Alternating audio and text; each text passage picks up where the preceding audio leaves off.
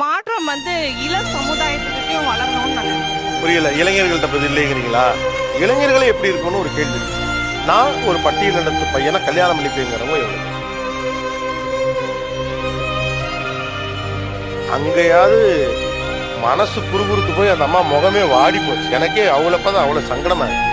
அங்க அந்த அவங்க சொல்றாங்க அதெல்லாம் மாறிக்கிட்டு இருக்கு, சரியா இருந்தாங்க. அந்த டீச்சர் சொல்றாங்க இட் இஸ் ஒர்க்கிங் அவுட் சொல்றாங்க. இப்ப நீங்க யார மாடல் இல்லைன்னு சொல்றீங்க? ஒருத்தர் கூட கை தூக்கல, ஒருத்தர் தூக்கல. கிராமத்தை விட்டு வெளியில வந்துடணும்னு சொல்றீங்கல்ல, ஏன் ஜாதியில இருந்து வெளியில வர மாட்டேங்கிறீங்க? இல்லையே, திருமணம் உங்க தனிப்பட்ட முடிவா வேணுங்கிறதானே உங்களுடைய எல்லாமே உங்களுடைய. எனக்கு பிடித்த ஒரு வாழ்க்கை,